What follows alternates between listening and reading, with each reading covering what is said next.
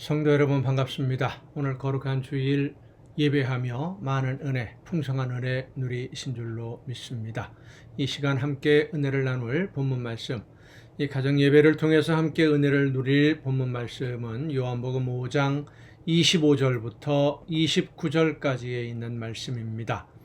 요한복음 5장 25절부터 29절까지에 있는 말씀 봉독합니다. 진실로 진실로 너희에게 이르노니 죽은 자들이 하나님의 아들의 음성을 들을 때가 오나니 곧 이때라. 듣는 자는 살아나리라. 아버지께서 자기 속에 생명이 있음같이 아들에게도 생명을 주어 그 속에 있게 하셨고 또 인자됨으로 말미암아 심판하는 권한을 주셨느니라. 이를 놀랍게 여기지 말라. 무덤 속에 있는 자가 다 그의 음성을 들을 때가 오나니 선한 일을 행한 자는 생명의 부활로 악한 일을 행한 자는 심판의 부활로 나오리라. 아멘. 죽은 자들이 하나님의 아들의 음성을 듣고 살아나게 된다라고 하는 말씀을 우리가 어떤 의미로 받아들여야 하는가에 대해서 어제 우리가 함께 은혜를 나누었습니다. 예수님의 말씀, 죽은 자들이라고 하는 것은 영이 죽은 자들이라고 하는 그런 의미인데, 실제로 영이 죽은 것이 아니라 죽어서 소멸되거나 없어지거나 하는 것이 아니라 하나님의 숨결로 우리에게 주어진 영이 죄로 인해서 하나님과의 관계가 단절되고 막혀서 하나님을 알지도 못하는 상태가 된 사람을 영적으로 죽었다라고 표현하는 것이다 라는 말씀을 어제 드렸습니다. 자, 그러면 어떻게 이 죽은 영이 다시 살아서 하나님의 말씀을 들을 수 있게 되는 것일까? 26절에 있는 말씀, 오늘 본문 26절을 보면 아버지에게 생명이 있음같이 아들에게도 생명을 주셨다 그랬습니다. 아버지에게 생명이 있는 것처럼 아들에게도 생명을 주셨다. 이 아들에게 생명이 있다라고 하는 것은 아버지가, 하나님이 생명을, 숨결을 불어넣어서 생명이 되게 하시는 그 생명을 주시는 능력, 그 권한이 있는 것처럼 아들에게도 생명을 주는 권한이 있다라고 하는 말씀이에요. 하나님이 아들에게 생명을 주는 권한을 주셨다는 것이지요. 자, 그러니까 하나님이 하나님의 숨결로 그 영을 우리에게 불어 넣어 주셔서 하나님과 소통하고 관계가 유지되는 영적인 존재, 생령이 되었다. 흙으로 사람을 만드시고 그 코에 생기를 불어넣으시니 생명이 되었다라고 창세기를 통해 말씀해 주십니다.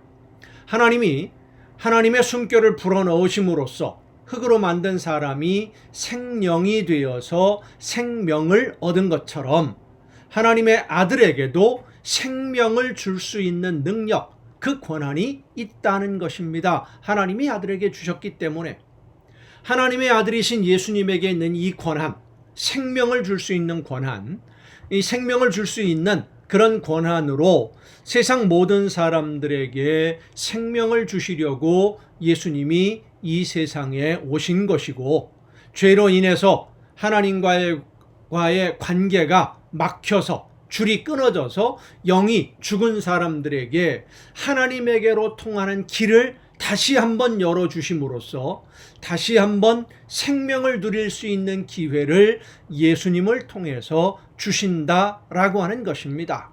자, 그렇게 예수님이 자신을 제물로 드림으로 하나님에게로 통하는 길을 열어주셨고 세상 모든 사람들에게 길을 알려주시면서 영원한 생명의 길로 하나님께 나아갈 수 있도록, 하나님의 나라로 갈 수 있도록 선물을 주신 것인데, 이 선물을 외면하고 여전히 죽음의 길로 가려고만 한다면 하나님이 주시는, 예수님으로 말미암아 우리에게 주시는 생명의 길을 걷지 아니하고 심판으로 가는 길, 죽음으로 가는 길로만 가겠다고 고집을 부린다면 그는 심판을 면할 수 없게 되는 것이죠.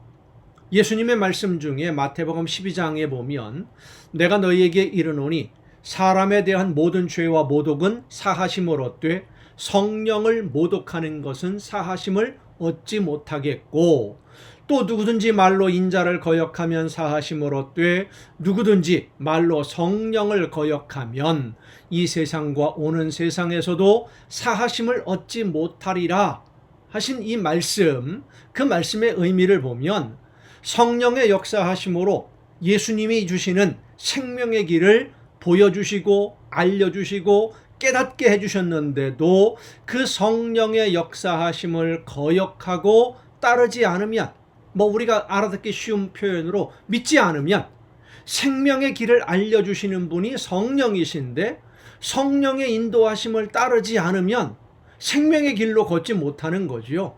심판의 길로 계속 가겠다는 겁니다. 죽음의 길로 계속 가겠다는 겁니다. 심판을 면할 수 없게 되는 것은 당연하다는 말씀입니다. 그래서 예수님의 말씀을 듣고도 믿지 않는다는 것은 성령의 역사하심을 거역하는 것이 되는 것이고, 성령을 거역하면 하나님이 주시는 은혜의 선물, 하나님이 어떤 은혜의 선물을 주십니까? 우리의 모든 죄를 덮으시고 영을 회복시켜 주셔서 하나님의 말씀을 듣고 생명의 길을 걸을 수 있는 기회를 주시는 이 선물을 거부하는 것이 되는 겁니다. 하나님이 주시는 생명을 거부하는 거예요. 예수님을 통해서 주시는 생명을 거부하는 것이고, 그래서 우리가 생각할 때 하나님의 심판, 우리가 심판 그러면 재판을 많이 생각을 합니다. 어떤 명령에 의해서 하나님의 어떤 판결에 의해서 결과를 받아들이게 하는 그런 재판이라기보다는 죄인이 스스로 하나님이 주시는 생명을 거부하고 죽음의 길로 가게 되는 것을 심판이라고 우리가 이해하면 훨씬 더 쉽습니다. 쉽게 이렇게 표현할 수 있겠죠. 하나님이 마지막 심판의 날 사람들을 다 불러놓고 한 사람 한 사람 앞에 너는 죄를 범했으니까 지옥으로 가라, 너는 천국으로 들어가라, 이렇게 판결을 내려주시는 것이 아니라 사람들이 스스로 자기가 선택한 길로 가다가 도착하는 곳이, 예수님을 믿고 하나님의 말씀을 듣고 영이 회복된 사람은 하나님이 기다리시는 하나님의 나라에 도착하는 것이고, 하나님을 거역하는 자들은, 죄인은 자기가 선택한 길로 스스로 가다가 보니까 하나님을 거역하는 자들을 위해 준비된 영원한 형벌이 있는 곳에 도착하게 되는 거예요. 자기 스스로 선택해서 그 길로 가다가 보니까 거기밖에 없는 거죠. 성도 여러분, 돌이킬 수 있을 때 돌이켜야 됩니다. 지금은 돌이킬 수 있는 시간입니다. 돌이킬 수 있을 때 돌이키지 않으면 마지막에 심판의 문 앞에 서서 그때는 기회가 없습니다. 그때 후회하게 되는 것이죠. 우리는 예수님의 사랑과 은혜로 생명의 길을 걷기 시작한 구원받은 하나님의 자녀들입니다. 이 구원의 길, 생명의 길에서 벗어나지 않도록 최선을 다해 걸어야 됩니다. 예수님의 제물 되심으로 우리에게 허락하신 기회를 쉽게 생각하고 잃어버리면 안 됩니다. 적당히 해서는 안 됩니다. 이 구원의 길을 걷는 것은 우리가 예수님이 나를 대신해서 제물이 되셨고 십자가를 지셨고 죽음을 이기시고 부활하셨다, 내 죄를 용서하시기 위해서 그런 제물이 되신 것이다라는 것을 알고 있고 그냥 마음으로 생각만 믿는 것만으로는 그것이 전부가 아닙니다. 삶에서 실천해야 됩니다. 이 길을 계속해서 걸으려면 처음에 우리가 영적으로 회복되는 거듭남의 그 놀라운 역사는 바로 그것을 믿는 믿음으로 시작이 됩니다. 그런데 믿으면 이제 그 믿음으로 오늘을 살아야 되는 거예요. 실천해야 되는 거예요.